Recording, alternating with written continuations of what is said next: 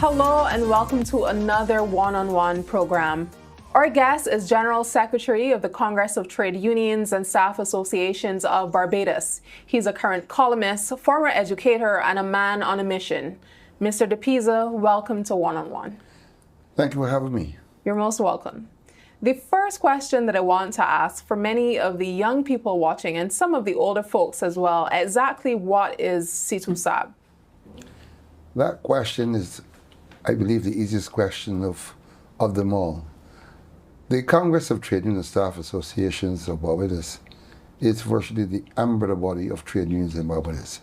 By that, it is the Trade Union National Center, in which all trade unions and staff associations on the island are free to associate or by virtue of having membership of the organization. The idea here is to create a bond, a platform of solidarity and unity, and where the body speaks on behalf of the movement, the entire movement, labor movement, on issues of national significance and to represent issues where there is a need to give support to member organizations in any area of education, matters that are need to be discussed at a higher level, or where they need guidance and direction.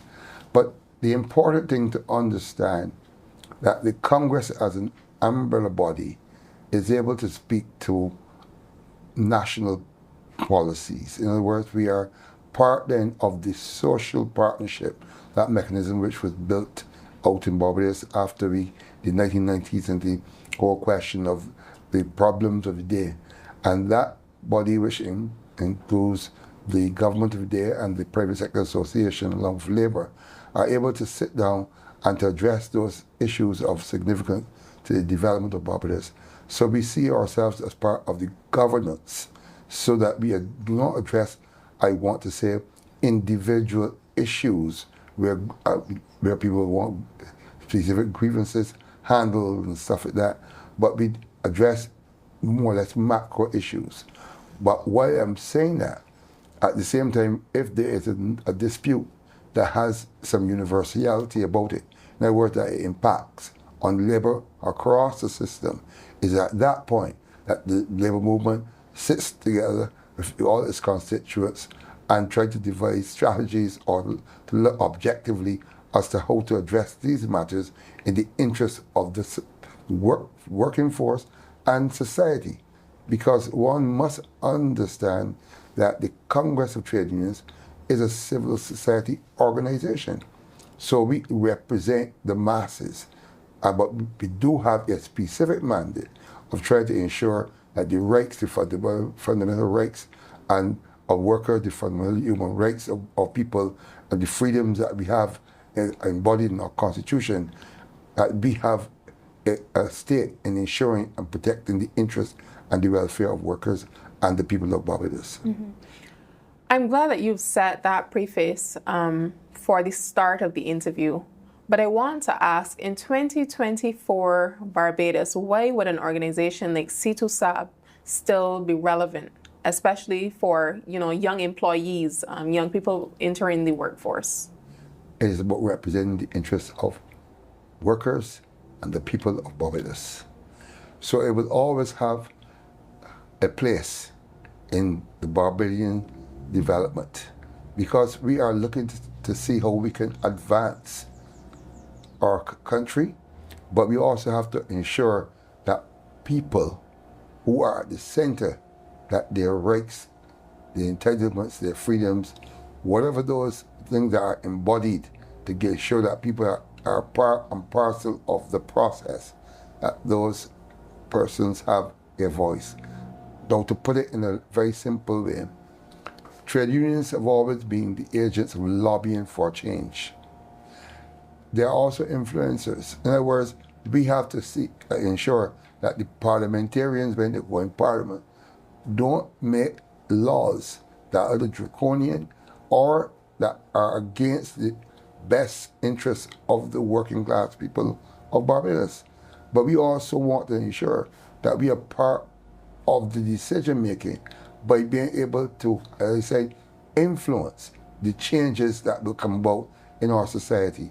So we are protecting the young, the old, those who are exiting the workforce, but we always have a responsibility, first and foremost, to ensuring that the people of Barbados, the workers of Barbados, again, I want to repeat myself, that their interest and well-being is at the forefront of what we do.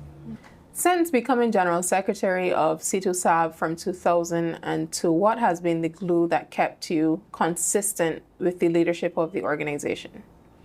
Well, one thing one would want to suggest is the confidence that has been reposed in you. I don't like to blow up these things, but I came into office at the time when Brother Patrick Frost, one of the most honorable Patrick Frost, demitted the office as General Secretary.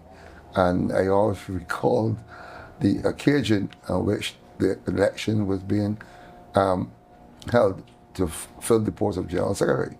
At that time, I was the Assistant General Secretary, and Sister Onni Whitaker had taken up the post as General Secretary after Brother Frost demitted office.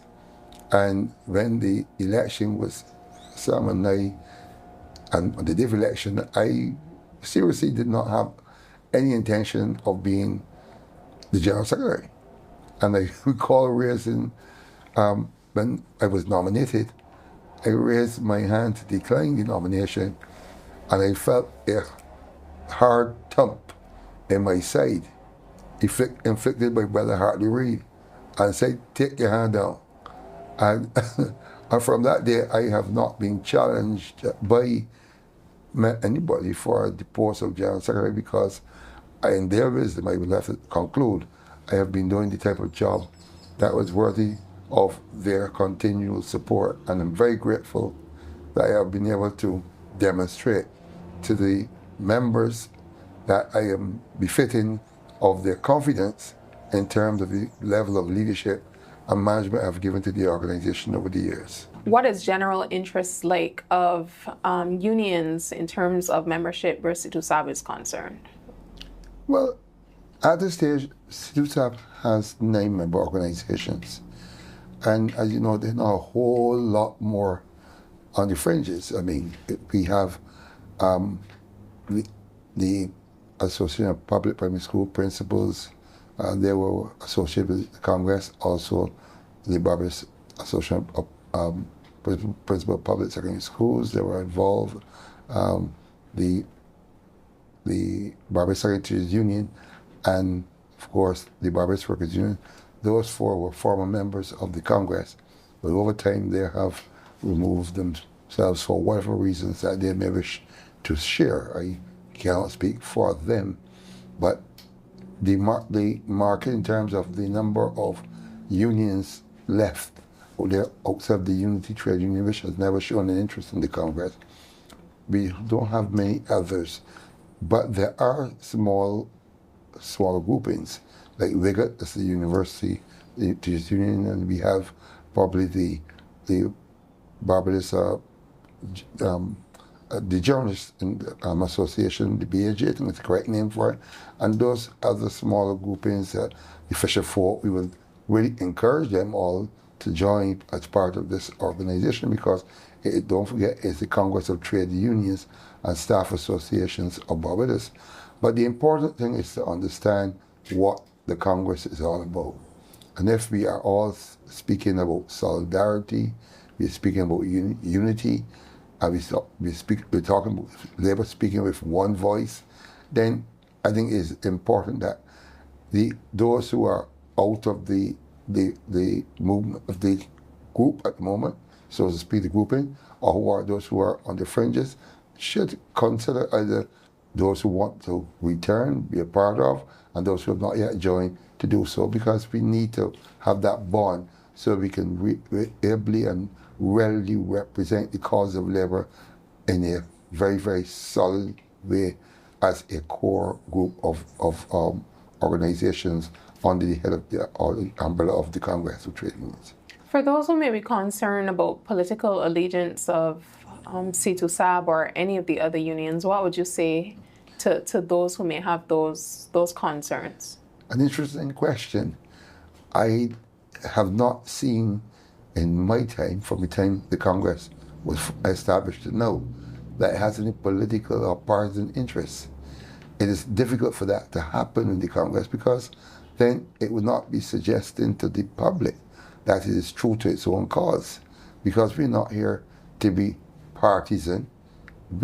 A trade union, and I speak generally speaking, cannot divorce itself from politics, because politics, the decisions of politicians are made by Parliament are things that we have to address and input into in some instances. So you can't divorce yourself from that. But anytime that the unions determine that they want to align themselves with a political organization, then that is a recipe for disaster. It is practiced in some other parts of the world, yes, where the unions are members or associate directly with the trade unions. And our history tells us that we are back. If you go back to the Bustamante Trade Union, you go back to the Progressive League in Barbados, we all were influenced into the political arena by the politicians who needed the assistance of labor at the time of the agitation in the 1930s and so forth, to come together to support them in the changes to reform the region and to empower and enfranchise people, because that was good for the time.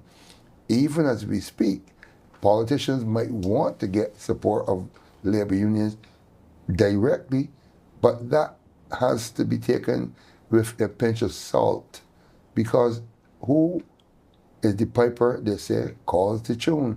And if you surrender the dignity of the labor movement, you compromise the status of the labor movement by joining with a political party, that is going to be divisive and can spell disaster for the life of an organization.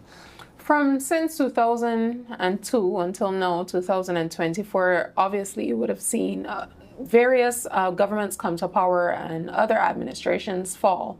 For you, being the General Secretary of CTUSAB, how have you managed to remain objective throughout the years in representing these different unions? I can only speak for me, but as far as I am aware, I have never had or heard the discussion which was brought to the table about associating or having any comfort for a political party. What this Congress has done in the past, where the political parties, individually you might say, may have approached the Congress to ask about our views on issues leading up to their drafting of their manifesto or whatever.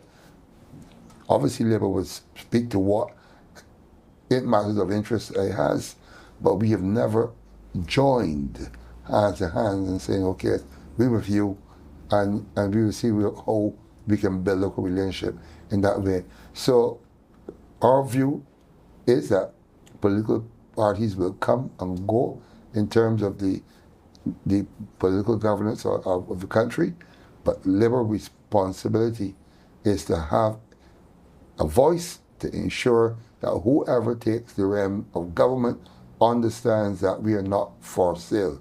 We are not here to represent and accommodate the interests of the political elite, but we're here to represent and to voice very strongly and articulate on behalf of the working class people of Barbados. For those young people who are new to the workforce, what would you say to them in terms of joining some of these unions that you represent? Speak to the relevance of CTUSAB, especially where the youth are concerned. I think what has happened, and I must be honest with myself, in this saying that the unions would have dropped the ball. And I'm going to ask you a question in an indirect way, because unions principally, one of the first principles is to organize labor, and that is to go there and to get people into the movement. But where we have a difficulty, if we're not educating the workforce, then we have a problem, because knowledge is power. And our mobilization must come through education. We must sell the union. We must sell its successes. We must let people know what it can do for you, and to give people a sense of how they can grow and develop being part of a union. It's just not only about representation in a grievance matter. Unions have a wider remit than that. And as you know, over the years, we've had the credit union movement, which was a birth out of the trade union movement. And since then, the movement has been diverse in itself in many ways. We're offering different opportunities. There are opportunities where people can get services through insurance and coverage and stuff like that. And these are things that we have to sell to say this organization is just more than what it appears. And I would hope that if we are able to get young people to understand by way of how we more or less communicate to them, outreach to them, and to give them a sense of understanding of the importance of being members of a union, then I think that we would see a difference in their response and maybe just their thinking. But I think the biggest problem that we have to face for young people is what the young people's perception about what trade unions do and how responsible they are. In 2014, you've had the split with one of the largest trade unions in Barbados, the Barbados Workers Union, from the leadership of Sir Roy at the time. How are you looking to re-engage one of the largest trade unions in Barbados in terms of representation from CTUSAB? Well, I would say that the departure of the Barbados Workers Union, in my view, was a very dark day in the history of the Labour movement and in the Congress of Trade Unions. And you have to look at it from the perspective that the Barbados Workers Union was a founding member and a guiding light in the formation of the coalition of trade unions and then the establishment of the Congress in 1995. And if only we knew why they left, because a reason was never given in writing. There is much speculation as to why they have left, but that to me is concerning, because we want to ensure if we are going to be preaching, because the whole idea of the collectivity of the movement was championed by the leader at the time. And here we are, 25 years onward, we are still here going. Unfortunately, without the Barbados Workers Union, but the appeal, the overtures, every effort has been made.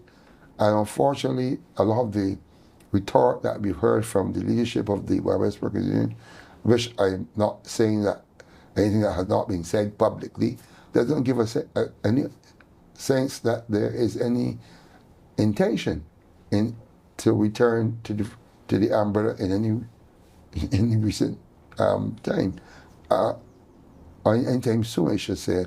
And I would hope that could be given a rethink, because we need to have a strong Labour movement.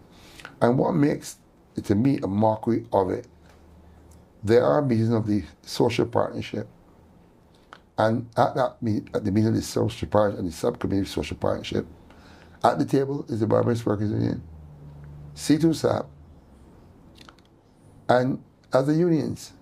Now, CTUSAB at no time opposes the presence of the Barbados Workers Union, and there are many meetings with stakeholders and stuff, like, for example, the IMF and all others and others. Labour, which is CTUSAB, and the Barbados Workers Union sit together, and you know what? We share common ideas and positions. So therefore, there's no love lost, because together we stand as in unity and solidarity. And those words have to mean something to the Labour movement if we are serious about what we are promoting in the public domain. So the long and short answer to your question, if at all, the doors, put it another way, the doors of the Congress remain wide open to all of those who have exited the door. And if one came today, CTUSAB is welcoming them back home, because we believe that we want to remain a united body to represent the interests and the cause of workers. You say that you're working within the interests of at least 9 member organizations. With the split of BWU and some of the other unions, how are you seeking to maintain these relationships currently? Well, as I said, member organizations under the Constitution, there are entitlements, privileges, whatever. And we try to ensure that we provide education, training. We try to satisfy the needs of the membership. We try to engage, consult. We have all types of interactions that are required. We assist in what areas of needs, whether by research or by through the means of going and doing facilitations or whatever. Whatever that we can do to ensure that members are comfortable with the organization. As you know, we do the wage and salary negotiations, and therefore we collectively speak on that platform. At the social partnership, we get the views of our members' concerns, we take those views and we articulate them, and then we are going to look at legal frameworks. We do get the bodies informed so that we can see how any legislation will impact on any given member and seek to find ways to present our case and ensure that we protect our individual interests as well as the collective interests of the member units. So the Congress tries to find ways. We encourage our member units to tell us what you want, give us ideas, work with us in what form we are, rather than be talking down to them. No, that is not. We try to encourage everybody to be involved in the process, and everybody has an equal right and an equal stake in what happens. Regarding your engagement with a number of these member organizations, what are some of the biggest concerns right now in the interest of member trade unions? Well, to be frank with you, the biggest concern remains the low density of membership. We know that a lot has happened in recent times. The changes to even the legislation and working conditions. You have contract employment coming up. Young people, for some reason, don't seem to have an interest in the labor movement. So generally speaking, our biggest problem is how do we get an uptake on membership? And then secondly, you ask yourself, how do you get the governments, and I'm saying governments, past and present, to take the Congress seriously? We get the impression that CTUSAB is sometimes treated with convenience. CTUSAB is the National Trade Union Center.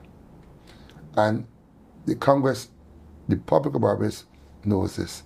We've been free over time, not yesterday, but over the last couple of years, trying to get a sense if the government understands that what a National Trade Union Center is and how it's supposed to be treated. Take, for example, the problem that we have had to face, that this Congress, when it comes to the annual Labour Conference in Geneva, is consistently being denied the opportunity to attend that conference by the government, who is the one who chooses the delegation, making a claim that CTUSAB is not the most representative labor body on the island.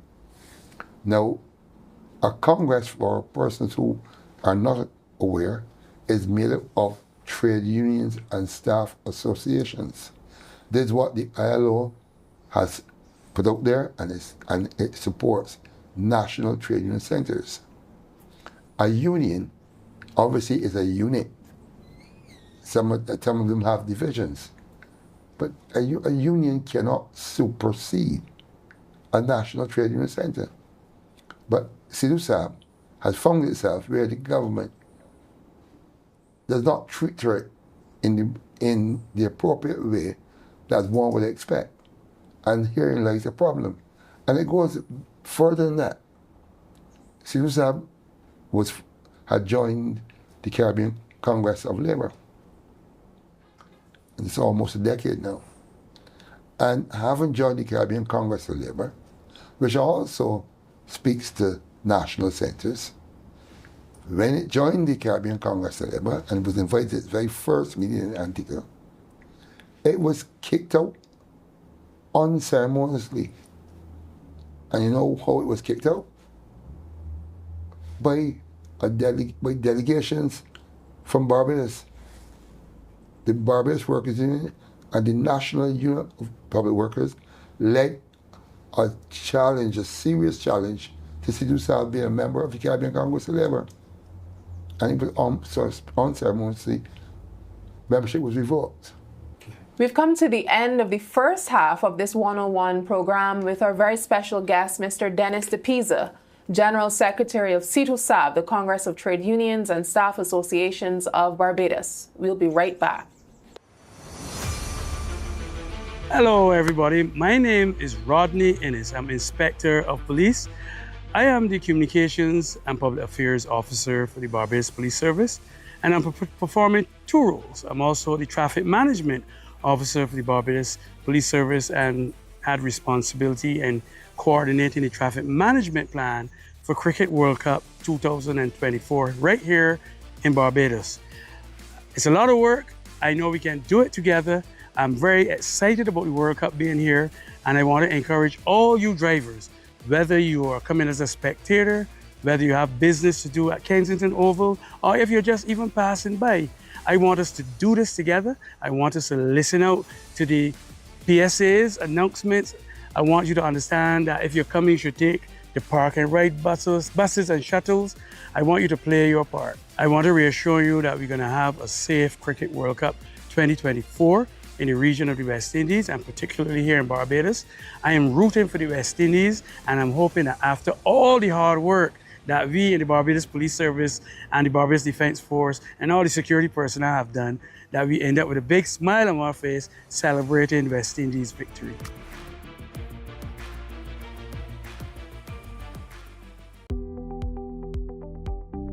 Hi, I'm Carl Padmore, Public Relations Officer of the Sanitation Service Authority.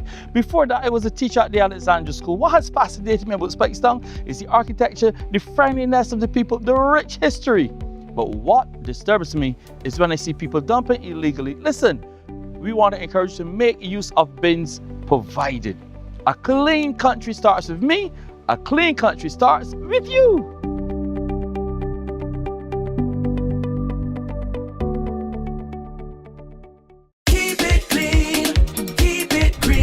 Barbadians, we invite you to get involved and play your part as we clean and green Barbados. Come into your community with media launches, bulk waste collection exercises, community engagement sessions, and giveaways. Get on board. Let's keep Barbados clean and green. Beautiful, beautiful Barbados.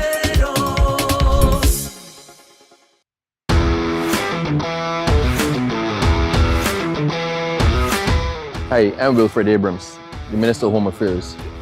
With respect to the World Cup, I'm responsible for a number of departments that are involved in the World Cup.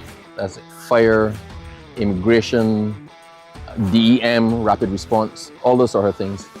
It is amazing how we've managed to pull everybody together to work for World Cup. A lot of people don't actually understand that this is a whole of Barbados effort. It is not just the persons involved with Kensington, it's not just the persons involved with cricket. It is security, it is marketing, it is information, it is transport, it is police, it is fire, it is the hospital, it is almost every single ministry and every department in Barbados in some way plays some role in World Cup. Having said all of that, I fancy myself a bit of a cricketer. You may not have heard of me, but if you hear me tell it, I just missed the West Indies team. But you can plan to come and watch them if they make it to the finals. But for all who are participating, right, it's a major achievement, and I am glad we're here at this stage. Kensington Oval looks amazing. It looks amazing. The stands are impressive. The grass is green. The lights are the brightest I've ever seen. We can see where everything went. It was truly well worth the effort. I can't wait to see the cricket under the lights and let the whole world see what we in Barbados are capable of.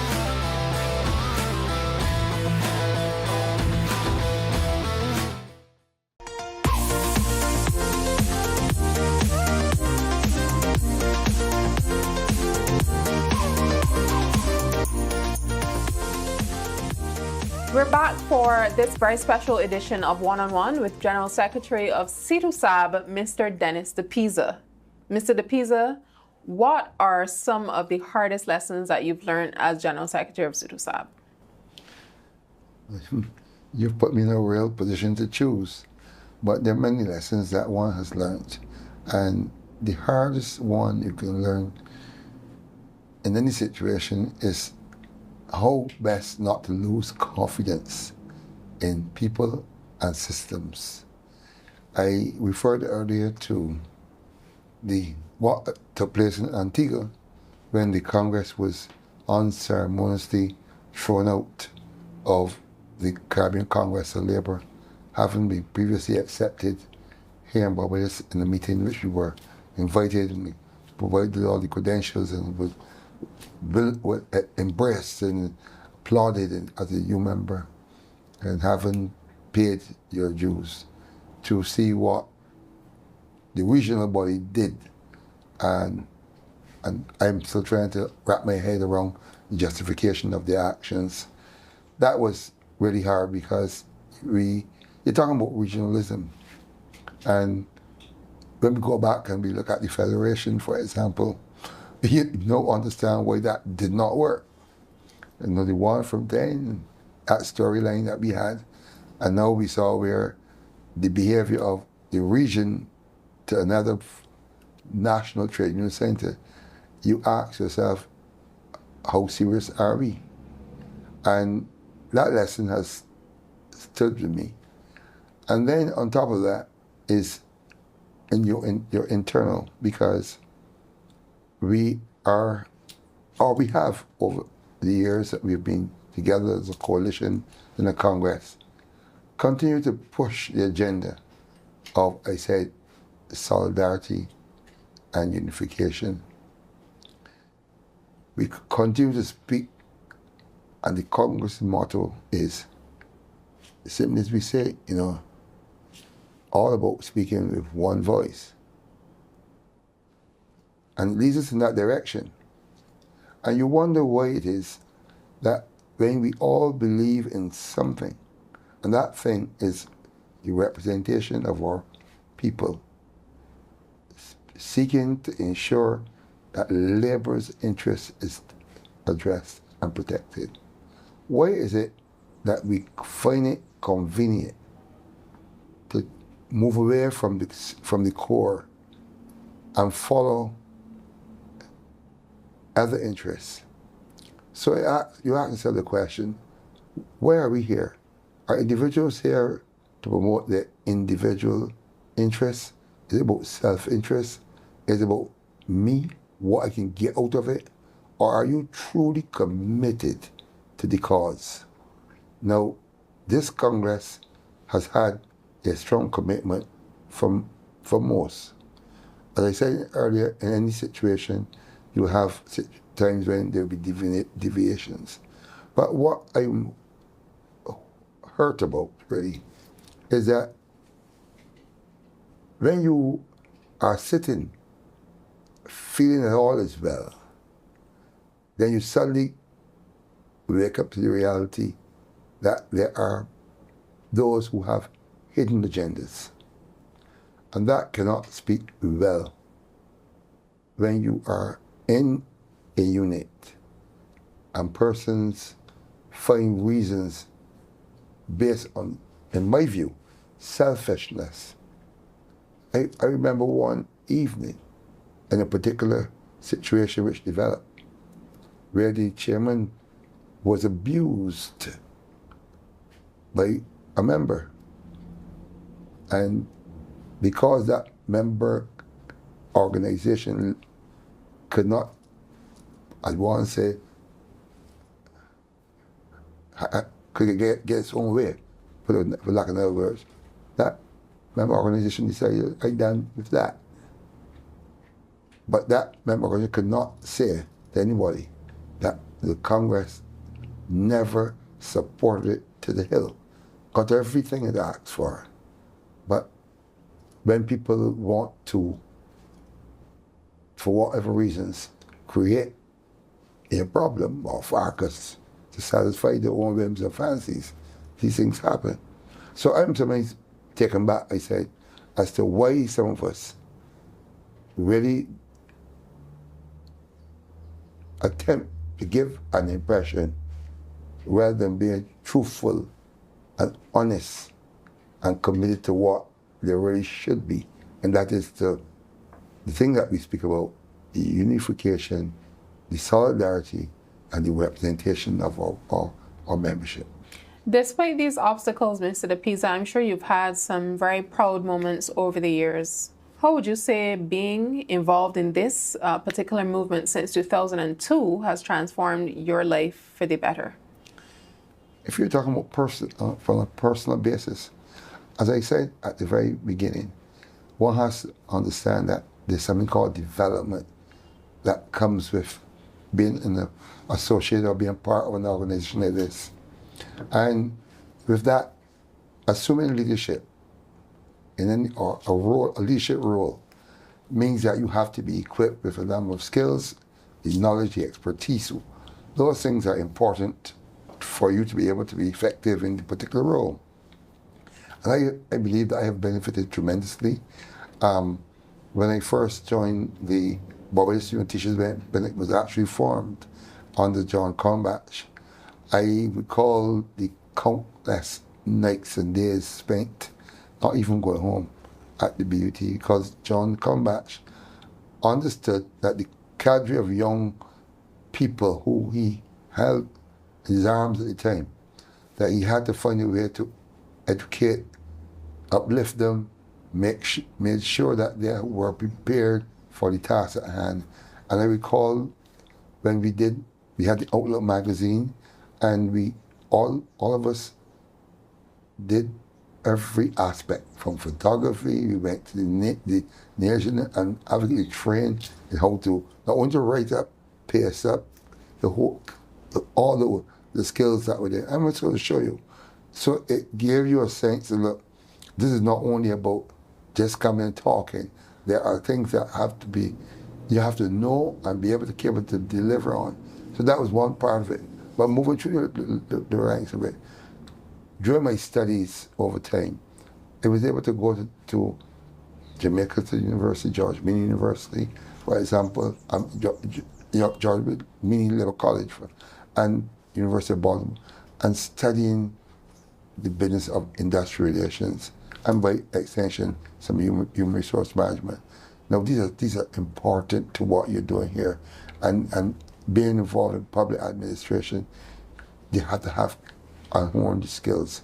So I'm saying to you that if you are to be an effective individual in a role like this, your preparation and your constant building of your capacity, because it doesn't start today and end.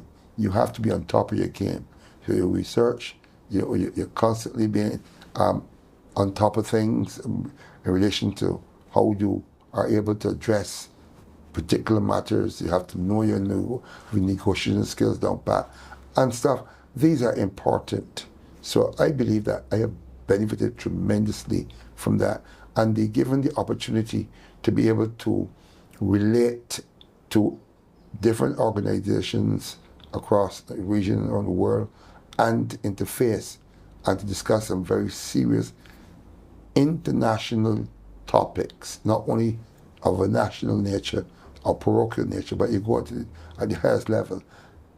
It then says to you that, you know what, you are there at the cutting edge where you can sit and be a part of the governance of a country, because the social partnership does give us that opportunity. And I'm saying to you that with the abilities and the acumen that comes with all that, you are able to say to yourself, look, I believe that I have been given the tools to be able to deliver the job effectively. What is your faith like in terms of the continuation of CTUSAB and the longevity of it and passing over the mantle to the youth in Barbados? I'm an optimist. The Labour movement, when it was formed, no one ever said that it would die. It has gone through immense challenges, not only here, from the Reformation in England, and it has gone through the years. it will not die. It will have its ups and downs. We have to find a way of creating succession planning. This idea of any one man, and you might say to me, oh, you were there 22 years, is never a moment that I did not say that I want to go, but we have had problems in getting people to come to the table and offer themselves. But we have got to seriously address succession planning. We've got to market and promote the union movement. We've got to sell it and we put it in normal parlance. We have to do what is required to make it attractive to persons. But the movement has to reform itself. It cannot function in the traditional way and expect to be an agent of change. It has to change within itself. And as I said, those of us in the movement who believe that we own it, I think that we have to stop thinking that way. We don't own it. We are only players for a time. But we should always be willing to share, pass on the information, and most importantly, send the signals that you're ready to move on. Because some of us believe that we're here for life, and I do not state that. Personally, I will fill the void until we can find someone, but that until is not until the 12th of never. I've already signaled we need to get people on board, but you can't throw people in at the deep end. There must be a blend of the old and the young, so that we train people, so that when they fully take over the job or the role, that they are equipped with what skills and other tools that are necessary to do the job. But if you bring people in and figure this, toss them in, what are you going to have? A period of what? Continual drought, if you want to put it that way, where the business may appear to be crumbling before the very eyes. And that could be a big demotivating factor. Is it then a serious focus of CTUSAB to involve the youth immediately in terms of this succession planning that you speak of? And CTUSAB has been through that lifeline for years. We set up a youth arm where we were trying to train young people. A number of people came up with that. Some of them went on to head unions. We had Sean Spencer, who went on to BUT as the president. We have the Don Grosvenor, who went to BSU as the general secretary. We have Dwight Miller, who was the president of the Sugar Industry and Staff Association, who was also the assistant general secretary, treasurer. These are my examples. But we're not getting the rotation, so to speak, of more young people coming before. If you remember 2 years ago, CTUSAB had the major youth rally. Well, our major thing was the youth rally. And we want to see those young people who were so vibrant and dynamic take up the mantle. But they're coming forward, but the triplets. They're coming, but you're not seeing them. And the continuity is what's happening. So we're going to find ways to encourage them into the fold. And clearly, everybody might want to come into the organization and want to come at the top. But we know that is not the best thing to happen. Because if you don't have what it takes to do the job, you're going to get, I say, be demotivated. But they must understand that they're building blocks. And as long as those blocks you're prepared to make the commitment, certainly I believe that will see you through the ranks over a period of time. You say that training is very important to the productivity and the work of the trade union movement. Are there any suggestions that you would have for some of the individual unions in terms of the effectiveness of how they go forward as well? But the first thing, I think that all unions have to have their own training programs. They have their own outreach programs, and to be able to find out what are the interests and the specific needs of their membership. Because I can sit here and say to you, oh, you should do A, B, or C, but that might not necessarily be what the members want or what the executive, in terms of its program and packaging, is really that's not the direction that they're going. But they'll have to be constantly remind themselves that the executive of any organization will change. It will not remain the same. So they too have got to stop, I would say in some cases, in fighting, exclusion, because sometimes these things happen. We want to say these things, but a lot of this happen. You ostracize some people because who you think that person is or whatever. We must try to include people and give people a fair chance. As long as we show respect, it's very, very critical, accept people, and of course, at all times, be there to encourage them, then those things should make a difference in terms of the type of response that we tend to have in our individual organizations. And what are some of the changes that you're hoping to make to include the digital aspect of things where CTUSAB is concerned, and really capitalizing on including the young people within the digital space? As I said to you earlier, part of what we understand is the movement has to start to think differently. How do we outreach? How do we capture their attention and so forth? CTUSAB has already embarked on having a population officer with certain responsibilities, and part of that is to try to ensure that we use the social media platform extensively in trying to communicate, get information out there, non-traditional media, but that is where life is going, and we need to outreach them through that medium. But on top of that, we've got to look at other avenues, because social media might have its place, but we must have to find the face-to-face medium, which is a beautiful medium, cannot replace it.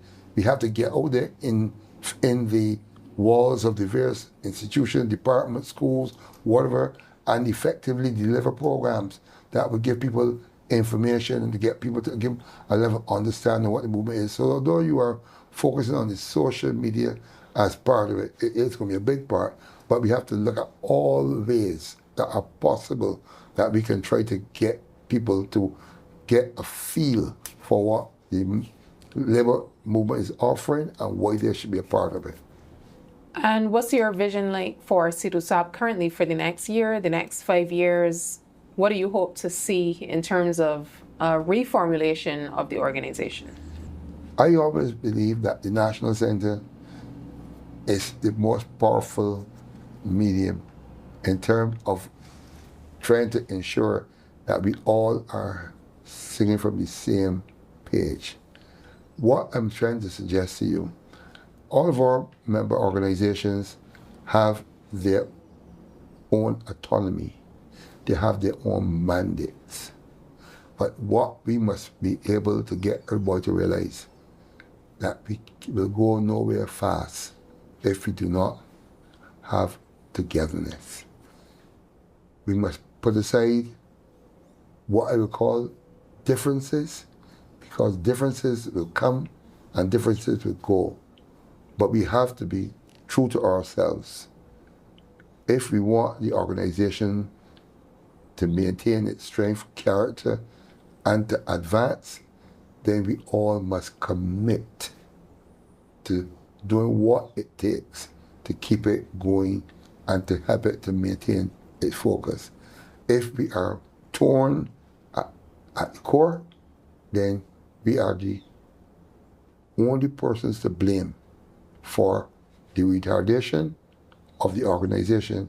But I don't want to say demise, because I don't think it will go anywhere, but it will slow the pace of its development and growth, and for it to exercise and to deliver on what its mandate is as entrusted by the same member organizations who have bonded themselves together for the good of all. And that's the motto of the Comrade, for the good of all. And if you're working for the good of all, then we must show that commitment to that particular cause.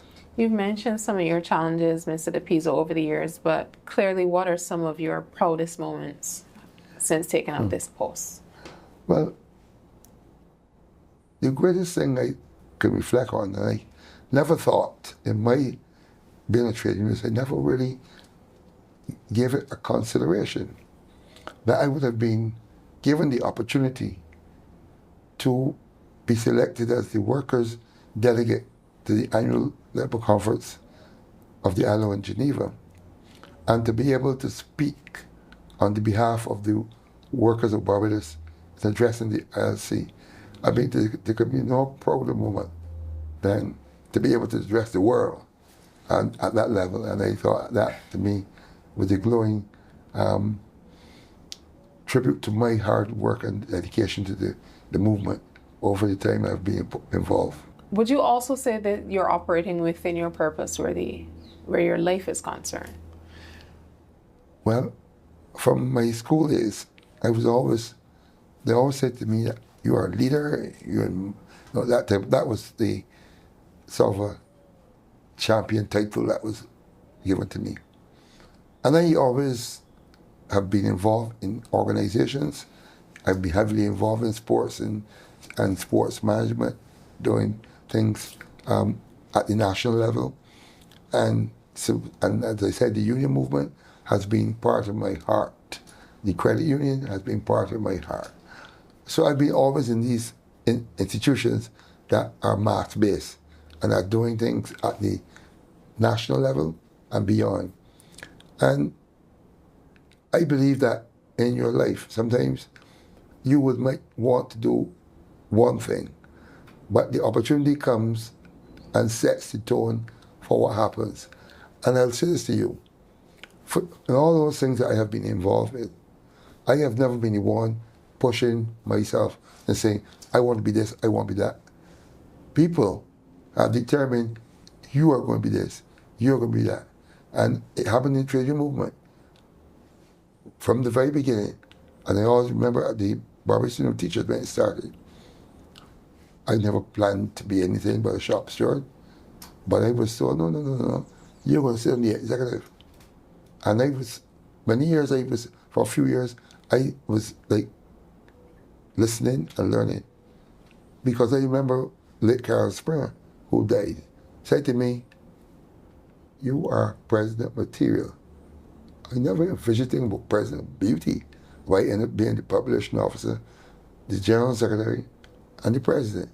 I mean, so people see in you what you don't see in yourself. And that followed me into the Congress, followed me in sports administration, and as I say, the rest is history. What keeps you going as a leader, as an inspiration for many persons, as a motivational factor for young people? What keeps you going? What keeps you inspired? First and foremost, I have a love and a passion for young people.